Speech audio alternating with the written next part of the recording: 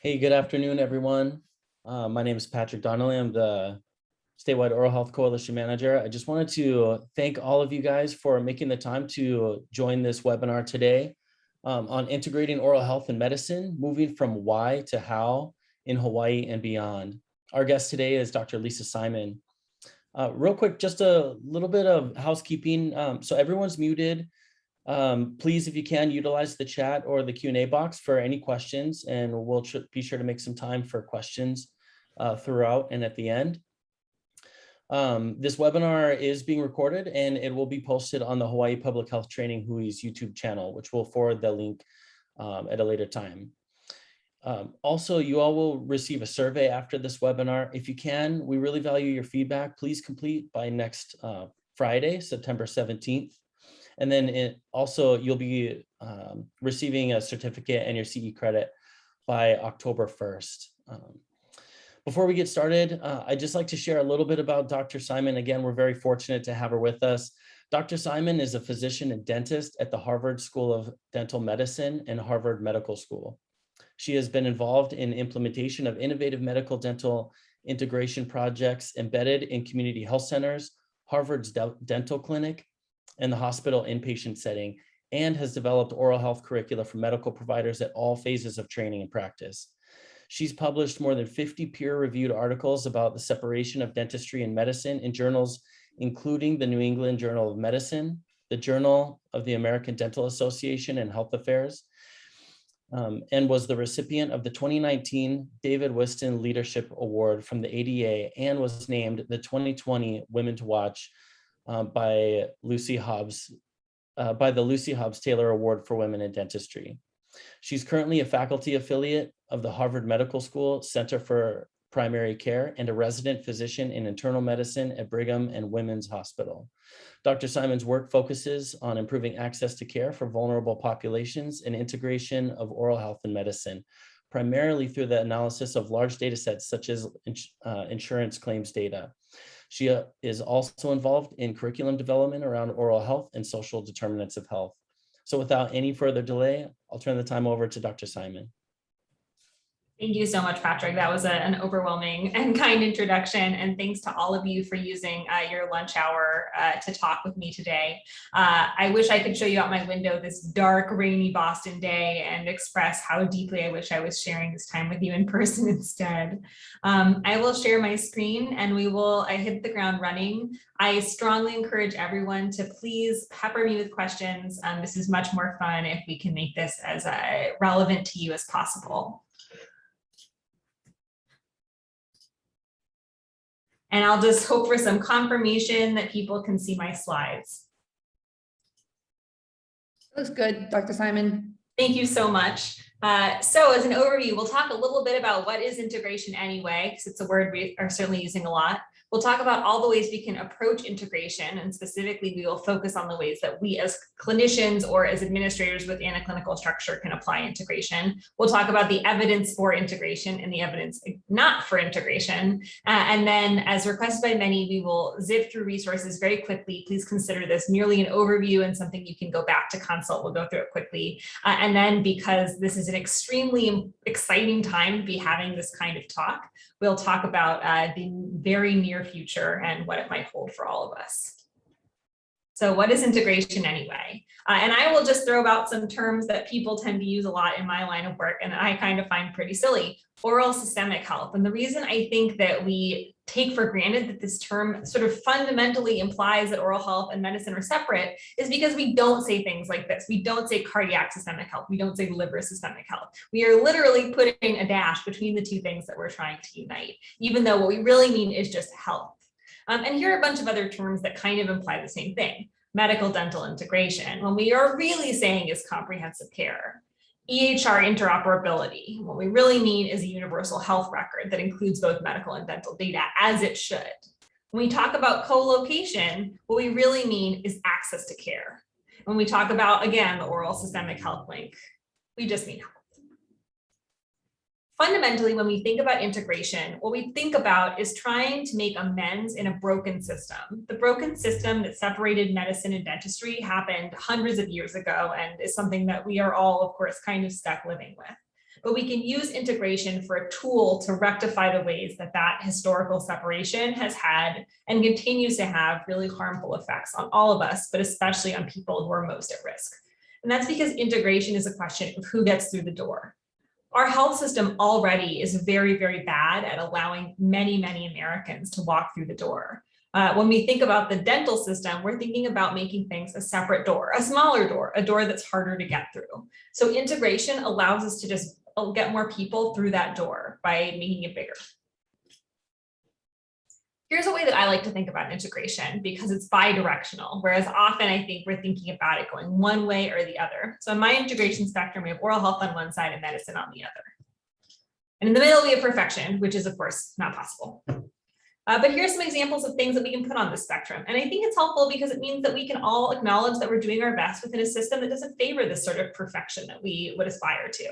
So if we provide hypertensive screenings in our dental clinic, we're on the spectrum, we're doing something.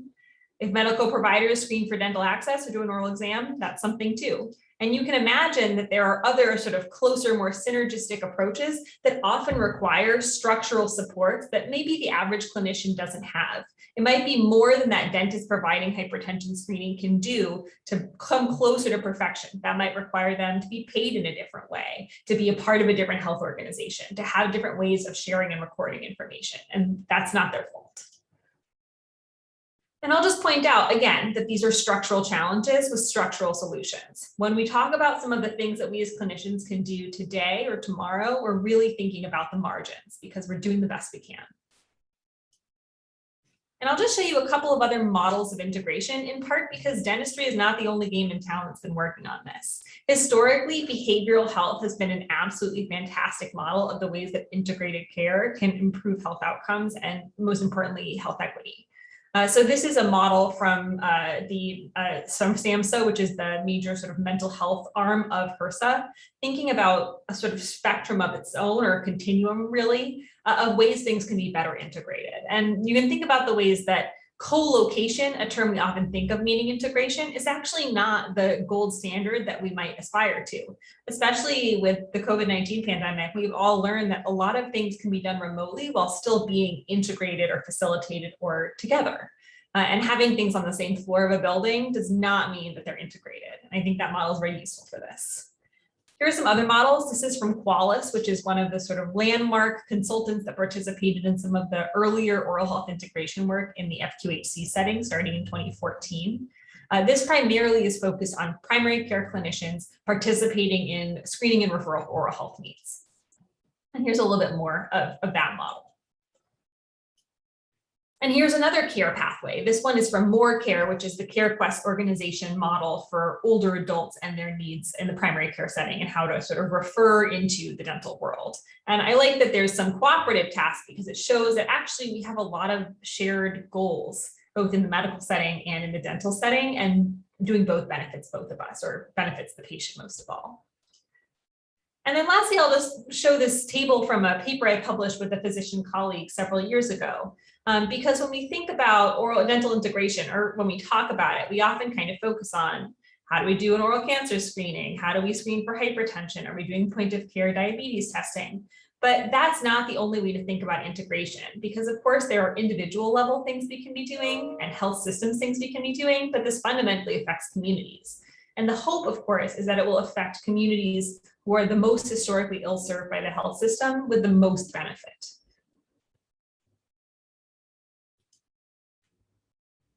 And I'll pause now in case there are any questions on any of that before I keep moving on. And Patrick, just chime in if there's any questions, because I'm flying blind a little bit. So someone No, right. Yeah, no, you can continue at this time. Thank you. Sounds good. Thanks. All right, so let's talk about the evidence base. I hope that none of this is too upsetting, because I think that many in our field feel a lot of optimism that proving the value, and I use that word very intentionally, of oral health is the way that we will lead some integration that will help our patients.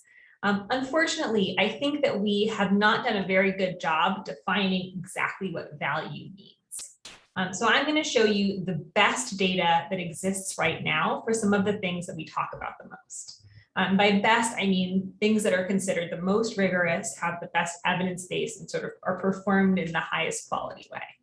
So this is a study from 2013 in the Journal of the American Medical Association. Not a lot of oral health studies are getting placed in the Journal of the American Medical Association that looked at giving people with periodontitis and diabetes scaling and root planing. We would all like this, of course, to show that people's diabetes improved after we did this. Unfortunately, even though this was an incredibly rigorous randomized controlled trial, it actually had to be stopped early because it showed no effect. This is from the New England Journal of Medicine, which for those of you that don't know, even though it has kind of a misleading regional title, is the highest ranked medicine journal in the world. And this is an article looking at providing women with periodontitis who are pregnant SRP in order to treat them during pregnancy. And this study, though also very rigorous, and again, published in a really, really fancy journal, didn't show any benefit. So the best evidence we have doesn't suggest that providing dental care is going to improve health outcomes in the way we've chosen to define them. Here's a study looking at kidney disease. Crazily enough, this study actually showed that among people with end-stage renal disease on dialysis, having periodontal disease actually conferred a survival benefit, which doesn't make any sense, but just goes to show that periodontitis is not going to be the way we justify our inclusion in the healthcare system. And I'll also mention cost savings, because I think this is another place where people get really excited and perhaps think that we can justify our value to the healthcare system. This is a systematic review that I performed with some colleagues a couple of years back. And while there are some studies that showed healthcare savings, there was another study that showed an increased healthcare cost with providing medical and dental care together. I think the other important thing to note when it comes to healthcare costs is that we're really talking about association and not a causality. This is really important. People who are able to make it to a dentist when they have dental and medical insurance probably do have lower healthcare costs than people who are not able to make it to a dentist. But as all of us know, there are probably a lot of really important differences between those two groups and the ways they struggle or don't to access dental care. And I would wager that those differences are a lot more important than the dental care itself in accounting for the difference in their healthcare costs. I'll mention emergency department visits because this is another way we often talk about our value to the healthcare system. And of course, almost 2% of ED visits are for dental pain, where emergency medicine physicians can't do anything to help people. And only about 50% of people actually see a dentist within 6 weeks of visiting the ED with tooth pain.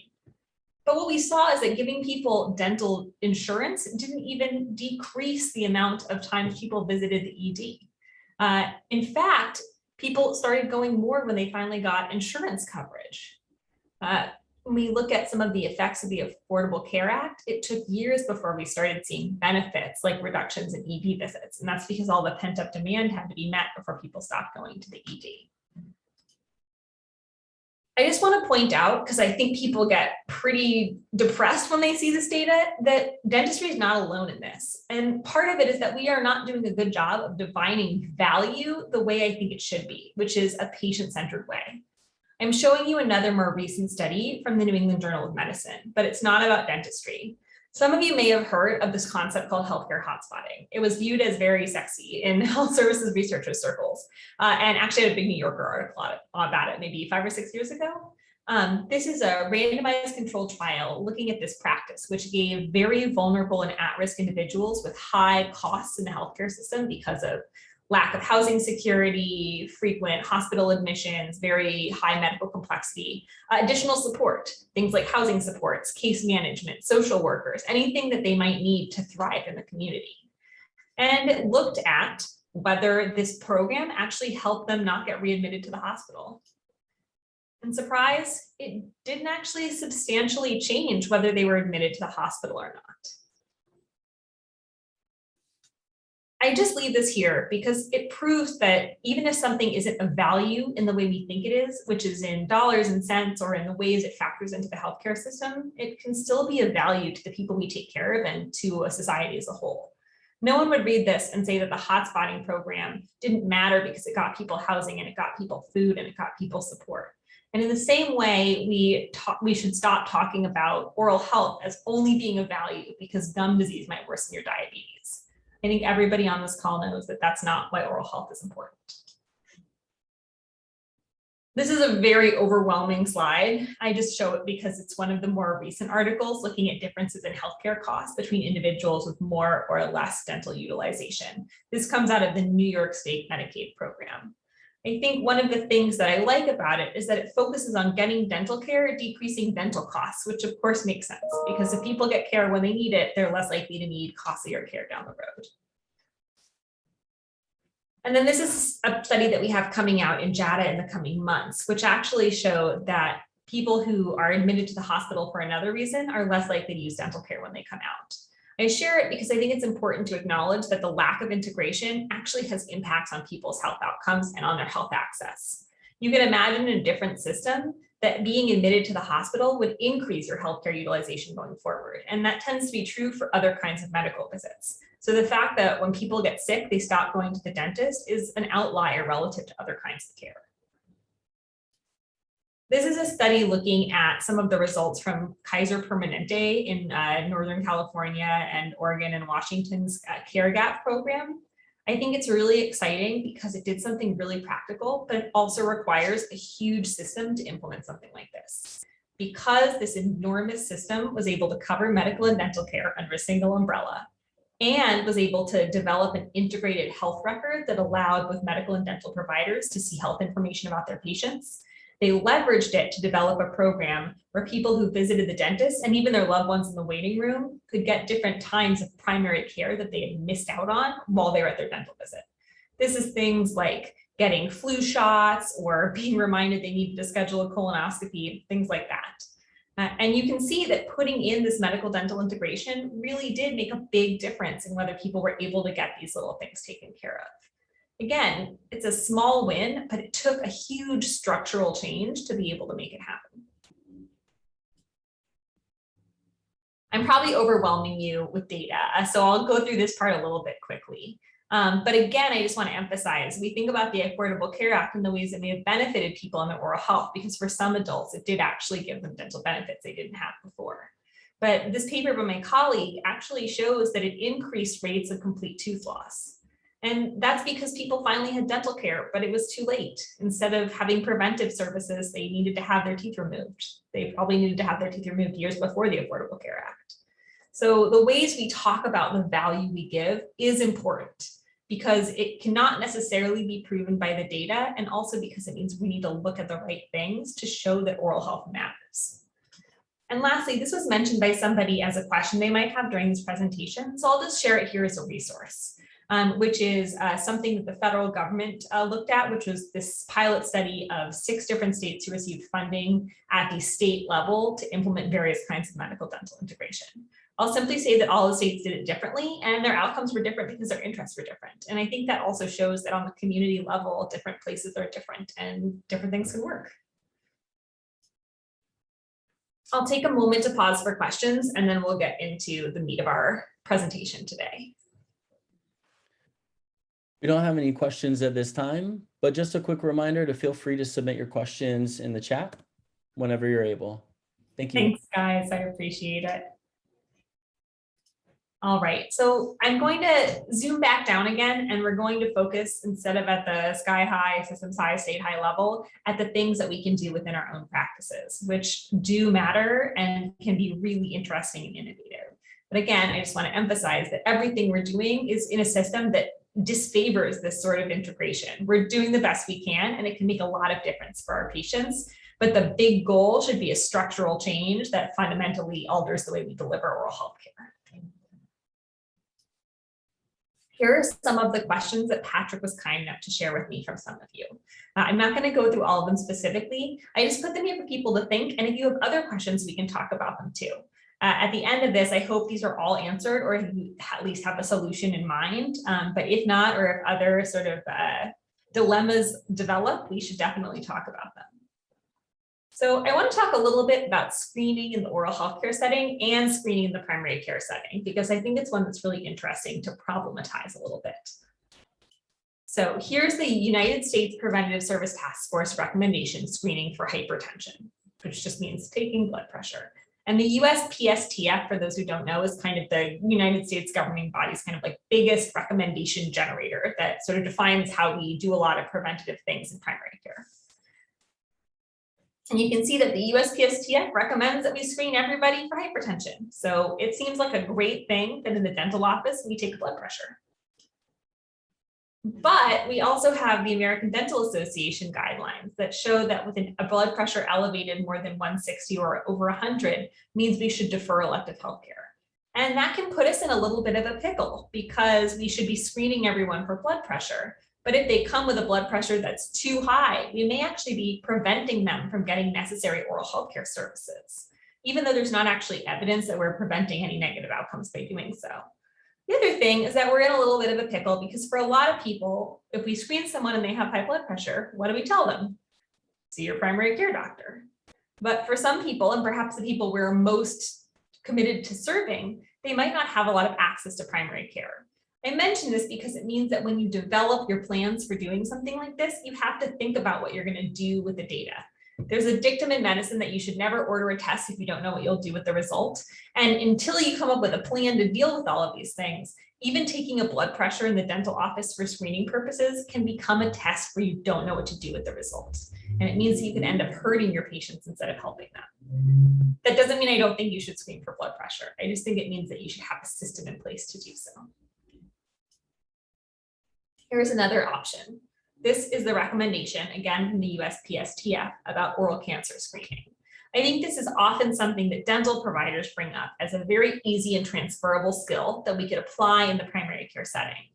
But unfortunately, there isn't enough evidence to suggest that if you taught primary care providers how to do oral cancer screenings, you would actually benefit people or help with the detection of oral cancer. I think there are probably a couple of reasons for why the evidence is insufficient. The first is that we don't teach enough providers to do it, so there's no way we can study whether it's helpful. But I think the other reason is that by the time you're talking about a detectable oral cancer that a primary care provider in a 15-minute visit is going to be able to identify, things are already pretty dire. So we might think about ways we could increase referral long before this sort of thing is manifesting itself. So when we think about how we can level up some of these referral and screening tools in a way that's actually sustainable and benefits our patients, I think the most important thing we need to start with is expanding what we think of as our primary care or healthcare team. That means we don't just think about medical providers and dental providers, but the whole dental team, everyone who participates in the care of the patient, the front desk staff that are helping refer, and then also a lot of the support workers that provide a lot of direct primary care. And that includes people like community health workers, peer coaches, and also the people who help run a lot of the health IT that we use, because that can be so important in prompting and recording the data that we collect.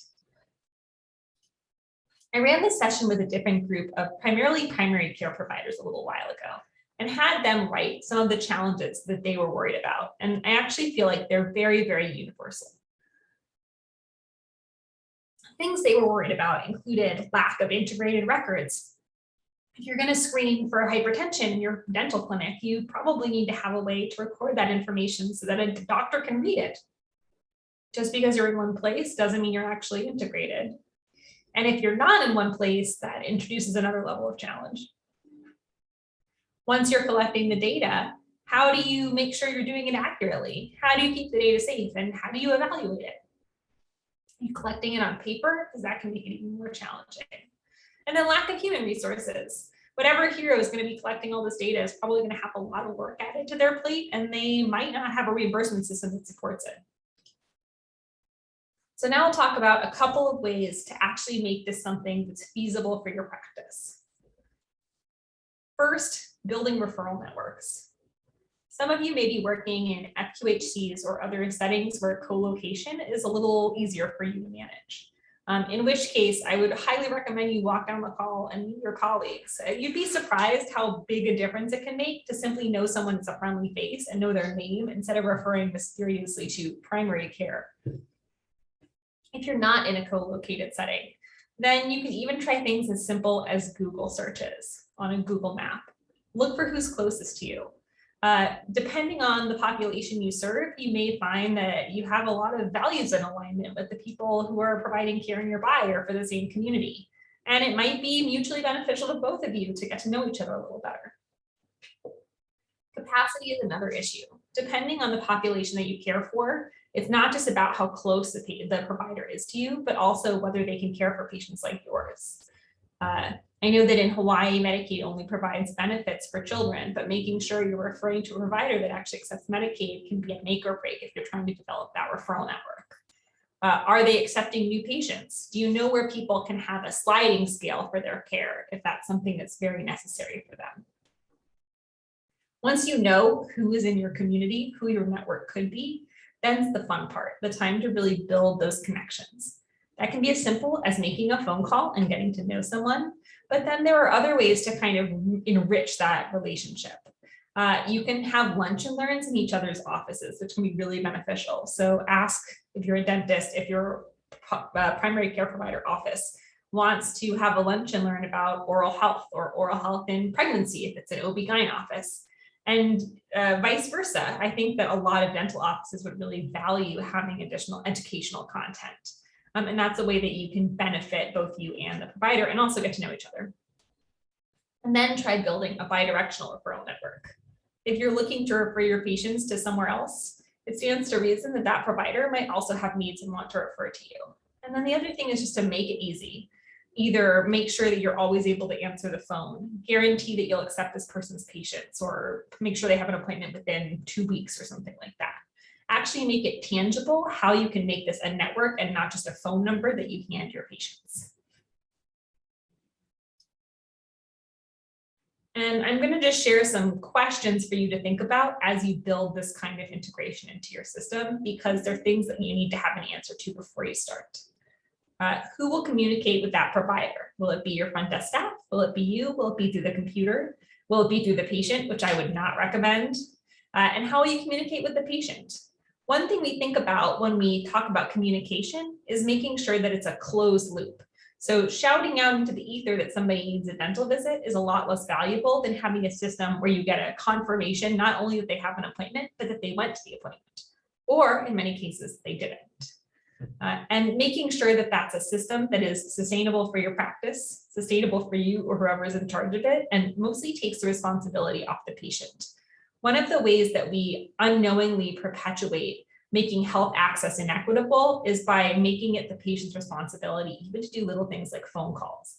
When patients have a lot of other challenges in their lives, that alone can make it so that healthcare feels inaccessible. Having a system where that isn't something that's our patient's responsibility is truly a tool of health equity. And then thinking about closing this loop also means having a set of procedures in place so that everything that you do is the same for all of your patients. So that means having a consistent set of guidelines. If you're going to screen for hypertension, are you going to defer all elective care if the BP is 160 over 100? If you are, put it in writing, have your guidelines set, and make a plan for what's going to happen when that occurs. How are you going to rebook patients if you need to? How are you going to recheck their blood pressure? How are you going to contact a primary care provider? And try and get people from both sides of the aisle to be a part of that decision-making. I mentioned here both medical and dental clinicians, but I also mean everyone who's going to be involved in caring for patients in your new integrated model. I think I see some questions in the chat. So thank you so much for those. What about integration in pediatric populations and health outcomes? So that's a really great question. Thank you so much, Emmy. There have been some studies, many of them looking at how many preventative oral health visits at a pediatrician's office need to be done for children to have fewer caries at age 4 to age 6. So some of the best data is out of a study in Alabama, which showed that having fewer than 4 preventative oral health visits, which means fewer than 4 visits where a pediatrician or someone in their office puts fluoride varnish on children's teeth, didn't have any effect, but above that threshold, we started seeing reductions in caries. When it comes to later in life, like years and years later, I think that data is still coming out. North Carolina has a program and has had for almost 20 years now, a program called Out Into the Mouths of Babes, which is focused on providing fluoride varnish to very young children in pediatricians' offices. And I think they'll probably be the first to share that kind of data.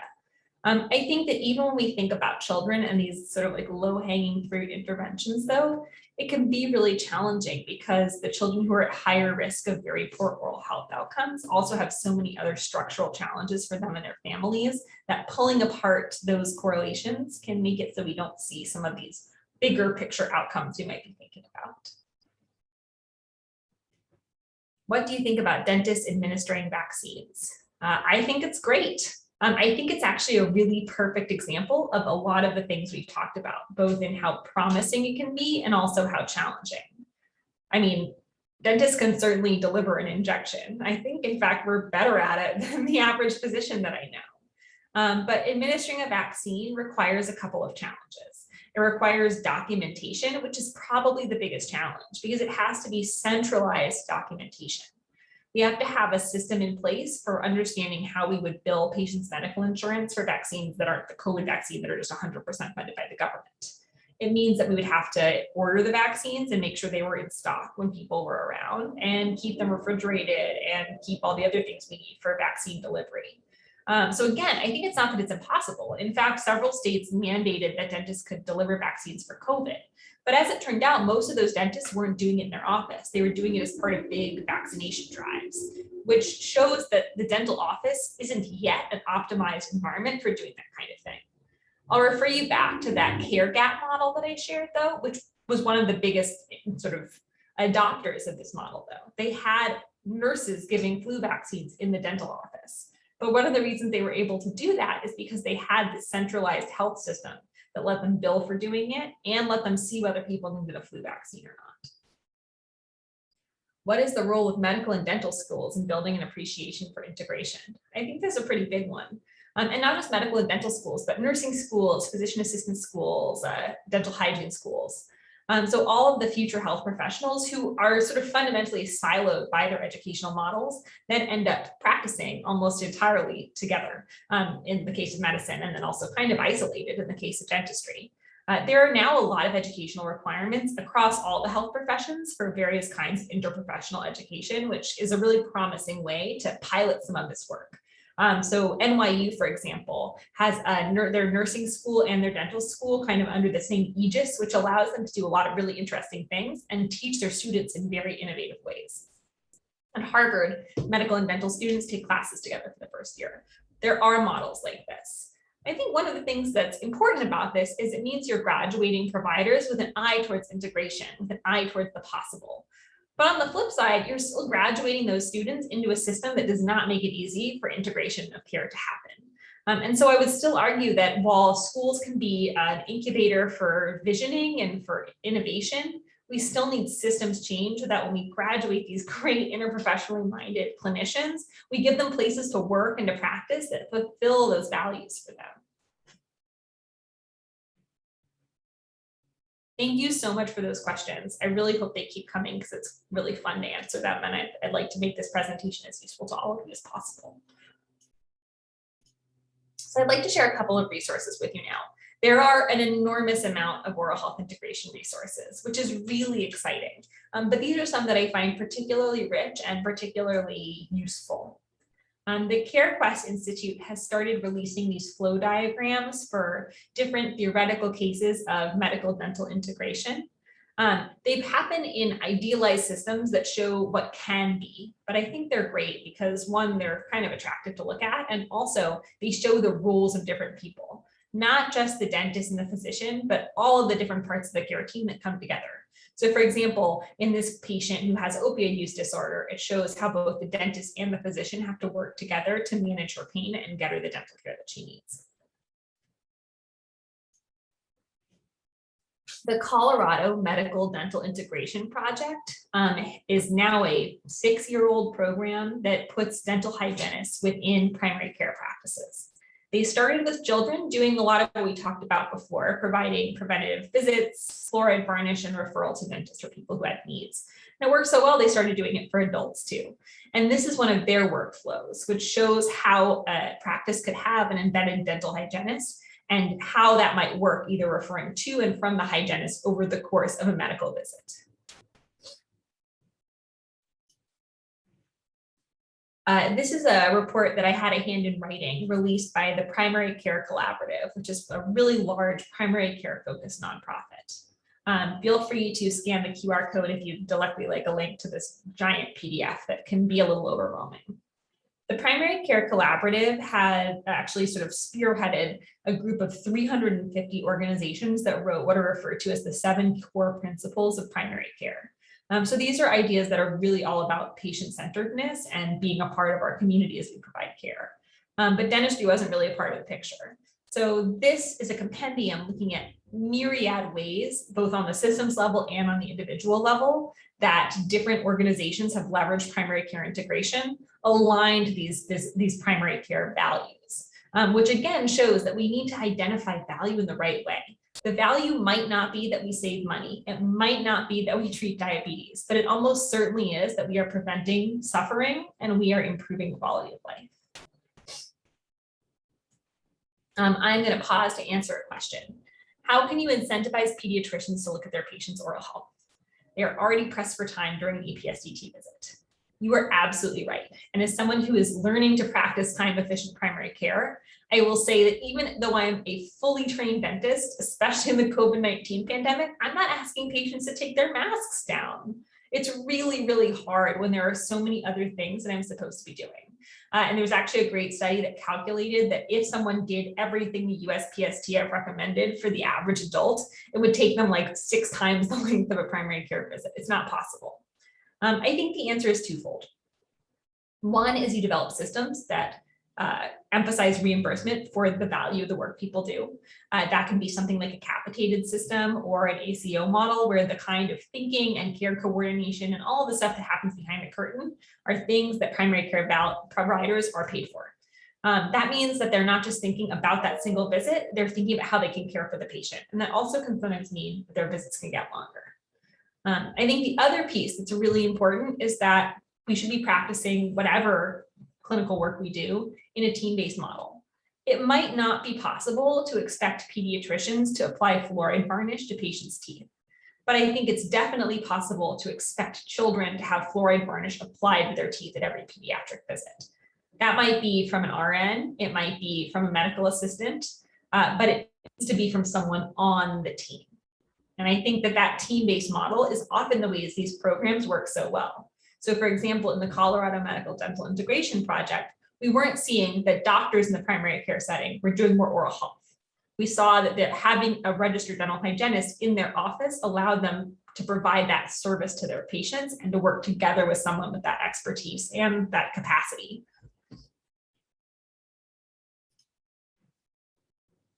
Harvard School of Dental Medicine actually just released a resource library on integration of oral health in medicine. I think it's an absolutely wonderful resource with an overwhelming number of options, but one that you can search through. So if there is a specific interest of yours, for example, perinatal oral health or something like that, you can search specifically for resources tailored to your clinical setting or the population you care for. And then thinking about this from sort of a big picture perspective, the Santa Fe group really focuses on some of the structural changes that we've talked about. I think they're a really interesting place to look, not necessarily for clinical toolkits, but instead for the sort of policy changing recommendations that we should all be aware of because it allows us to think about what's possible and also to make political change. And then for those of you who are maybe looking to work with people in the primary care setting or who work in the primary care setting yourself, Smiles for Life is a terrific resource. It's a free oral health curriculum with multiple modules, all of which have been vetted and have like full citations. You can do them online or you can download annotated PowerPoint slides for whatever lunch and learn you might be planning, like we talked about before. They also have specific courses tailored to community health workers as well as to others who may care for different populations. And it just means that you're giving those primary care providers a little bit more confidence in how important oral health is and what they can do to optimize it. And then coming in October, there will be a brand new report coming out of the NIDCR, which is a 20-year follow-up to the landmark Oral Health in America Surgeon General's report. This was supposed to come out in 2020 from the Surgeon General's office. A lot of things have happened since then, which I'm sure we're all aware of. So it's coming out of the NIDCR's office, but I think it's going to be a really important report. One of the things I think is most exciting about it is that it's going to focus on a lot of populations that are ill-served by the ongoing oral health system, and also include an integration section. And I'll pause there just to ask for more questions again before I share kind of the conclusion to this presentation. And I think we'll have some more time for questions at the end as well. We have a quick question. Is application of fluoride more effective following prophylaxis of, can it just be applied to and expected to work at a PCP's visit? This is such a great question. And to be honest, if I had to put my nickel down, I would bet that having clean teeth makes a little bit of a difference. But I think this is all about getting something effective where it's needed. I don't think the difference is big enough that it doesn't add benefit for physicians to apply it. Both because it means you're getting more frequency of fluoride varnish application, but also because, again, you're reaching those people that are never walking through the door to get the prophy in the first place. And I think I can see this one again, and again from Emmy, thank you so much. Who do you feel are the important stakeholders that we need to engage to initiate integration in our community? Great question. In this section, I will talk about some of the big players that I think we definitely need to engage with. And then I think there's also the important community basis, which is, and maybe none of you have had this experience. Often when we're advocating for oral health change, whether that's having dental therapists or dentists providing vaccines or increased reimbursement in Medicaid, whatever the case may be, one of the biggest challenges we have in sharing why this is important is finding patients who are willing to share their stories. And I think that's because unlike almost any other form of healthcare, it's incredibly shameful still in our society to have bad teeth. We still work in this framework where somehow that's a patient's fault. And people don't want to share that vulnerability and that shame in the same way people might be willing to share how they couldn't afford their prescription medications or how they couldn't afford a treatment at a hospital. So I think having those community engagement experiences is really important. Not only because it's humbling and it's meaning making and it's the way we can sort of enrich ourselves in our community, but also because it allows people to develop the safe spaces where they can share those stories and where they can understand that they too have a role in making sure this doesn't happen to other people. And in the ways it's not acceptable, it is a structural problem that we all need to work to fix. So in addition to thinking about clinician stakeholders, I think if you're working in the pediatric world, doing things like reaching out to Head Starts or to local schools, local parent groups can be really helpful. Depending on the communities or populations you work with, looking at special interest groups, whether that's Black Lives Matters, groups for previously justice involved people, for trans people or queer people, or for the board of your FQHC, for example, which means to include at least 50% community members. So I think really broadening who we consider to be the stakeholders, so we're not just wearing our clinician glasses, can be really important in broadening our message, but also making sure we're doing what's needed for the community we're serving.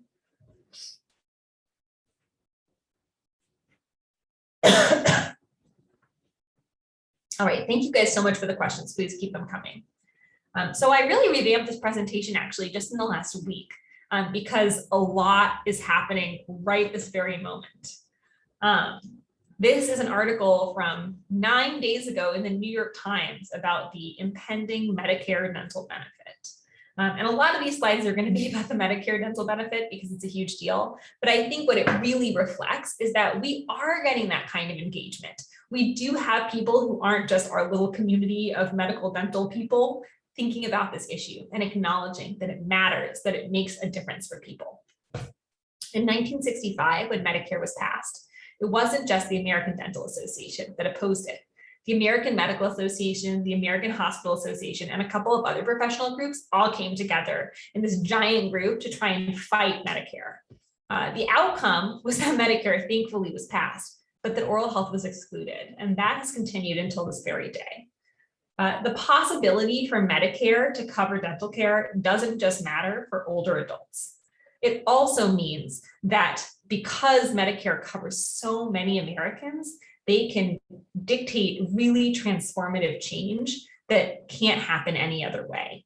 In the healthcare sphere, this has included things like making accountable care organizations the major way that care is delivered, which is basically the opposite of fee-for-service medicine, as well as doing things like implementing quality measures that make sure that people are getting safe care and good care. These are things that do not exist in dentistry right now. But if we had this big 800-pound gorilla of a payer, we could see a lot of really great changes in oral health. And beyond that, we could also see a lot of really great changes in medicine. When you talk about making sure that pediatricians have the time to check a patient's mouth, if Medicare is mandating that every primary care provider has to screen for an oral health problem or make sure their patient gets a referral to a dentist, that's a really big change. It can only happen on this sort of scale. And for that reason, the American Dental Association is very concerned about this.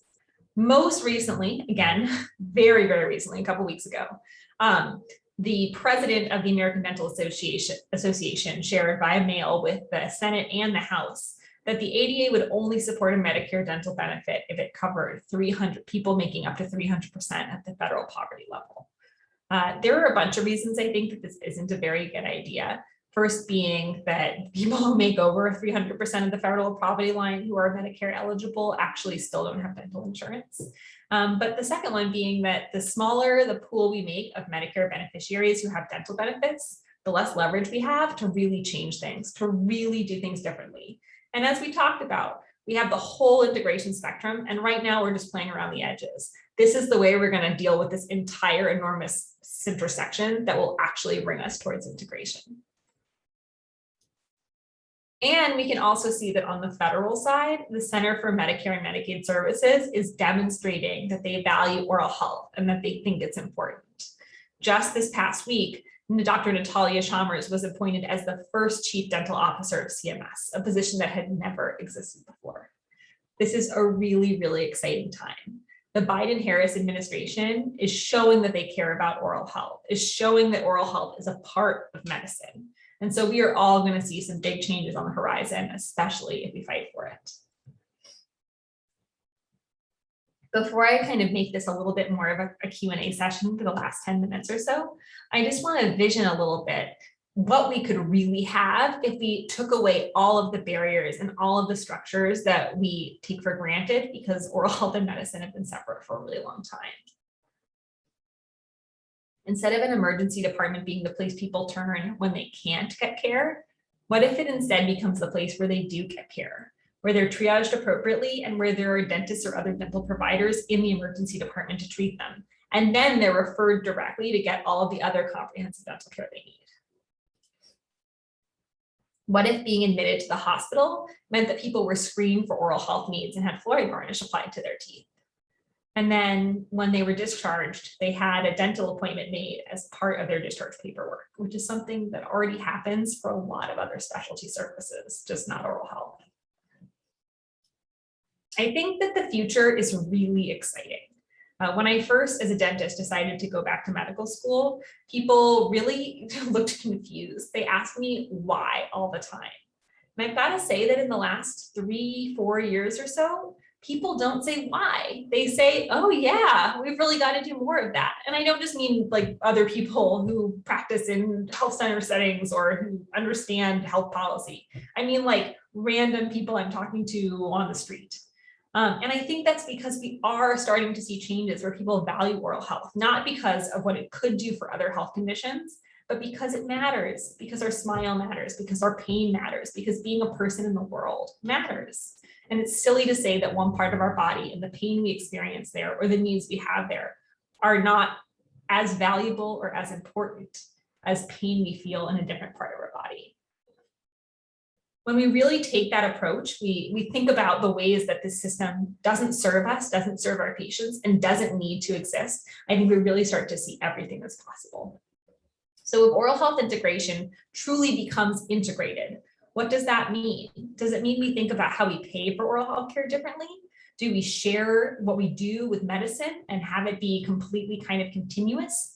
Do we put ourselves in the same room or do we do it all via telehealth? Do we share information through a computer or through some other mechanism? And how do we provide all of this care? Through mid-level providers like dental therapists, through accountable care organization models that pay us for how the outcomes we get rather than the things we do. And who will pay for those services? Will we actually see a Medicaid adult dental benefit in every state? Will we see universal dental Medicare? Will we see private medical insurers providing dental services because they realize it's beneficial to their patients? I don't know, but sitting here tonight or this afternoon for you guys, it feels like a lot of these things are closer than they've ever been, and actually closer than they were even a week ago, which is pretty wild. I think if we were having this talk even a week from now, I might have to edit these slides because that's how quickly things are moving. And it's really, really exciting. That's my last slide. So I'm going to just close everything and hopefully we'll be able to have some Q&A for the rest of the few minutes we have together. Thank you all so much. It's been really delightful to talk with all of you. Thank you so much, Dr. Simon. We do have a couple of additional questions, and thank you everyone for submitting these really great questions. First one was, what are your thoughts on capitated reimbursements for dental, and maybe thoughts on a realistic model in the future? Well, I will happily share what might not be a very popular thought about the C word. Which is that I think it is a good model. The way I think about it is that fee-for-service kind of fundamentally misaligns the needs of dental patients with what dental providers are incentivized to do. I'm a dentist and I get paid in a fee-for-service model, what I want is for all of my patients to have their teeth rotting out of their heads, that I can do root canals and posing cords and big expensive crowns on them. Conversely, in a capitated system, there are also potentially perversive incentives. In theory, if you're getting paid a certain chunk of money for each patient you care for, what you want is for them to never come to you at all, and maybe not get any care, which is not good. But we have seen systems that kind of thread the needle, where we are giving lump sums to care for patients, but with very rigorous and vetted quality metrics. So we're making sure people aren't just kind of like counting their cash and then never seeing their patients. And I think that there's no reason, given the complexity of modern medicine, that isn't something that dentistry can also do. I also think there are kind of two ways to do it, and they're both very interesting. There are some accountable care organizations that are funded in a capitated system who provide dental services. But what they've often done is continue to pay the dental services as a carve out through a fee-for-service model. So the dentists aren't really a part of the ACO. They're just kind of making their money the way they always have, and the ACO is paying for it. What I think is far more interesting are capitated models of health payment that are independent of whether it's medical money or dental money. So let's say we have an ACO and they have to meet oral health quality metrics and pay for oral health services, and they're paid capitated. The dentists who work in that system might just be making a salary. They're not incentivized by capitation or not, but they might work in a system that's really interested in finding super innovative ways to make sure people aren't having expensive preventable oral health problems, which might lead to some of the things we talked about, like having a dentist in the emergency department, or making sure there's a dental hygienist providing screenings and cleanings within a medical practice, or requiring their physicians to screen for oral health needs. All of that are things that could be incentivized and paid for in a capitated system that a fee-for-service system can't accommodate. Thank you. Oh, you got it. Yeah, I can. Sorry, now I'm not flying blind. I can finally read for myself. Thank you so much, Okay. Patrick, and thanks for these great questions. So hopefully that addressed reimbursement a little bit. Do I feel like dental should be in Medicare Part B or a separate part? I definitely think that the American Dental Association explicitly does not want us to be in Part B. They've called it Part T, which is cute. But I think we should be a part of Medicare Part B. I think everything that we do to say we're separate will continue to compound the implication that we're separate. And that does not do anybody any good. This is a really scary change for a lot of dental providers. And I think that dentists tend to be a little conservative by nature, and the prospect of change is very scary to a lot of us. But what we've seen is that even when that's true, for example, with dental therapists or these changes can actually be really beneficial, both for health outcomes, for the bottom line of dentists who choose to work with them, and especially for patients. So I think that we should just go all in for a penny and for a pound. We're outpatient care. Medicare Part B already cares for it. We are not different than anything else. Like, let's do it. We need to show that we're not different. We need to be paid for it the same way.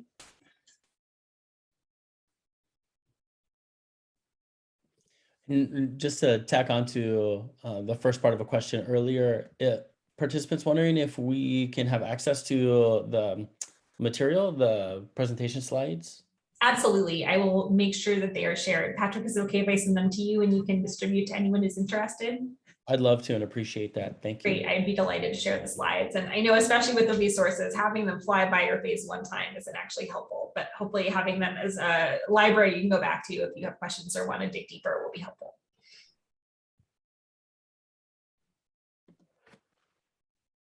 Okay, are there any other questions here for Dr. Simon?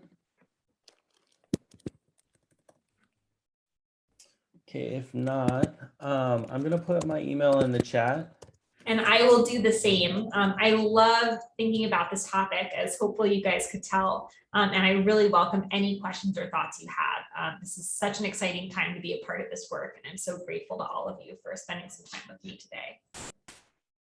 Dr. Simon, we really appreciate all your time and everything that you do, and just for being here today. We thank you a lot and we really appreciate it and hope to have you back again. It's truly an honor. Thank you all so much.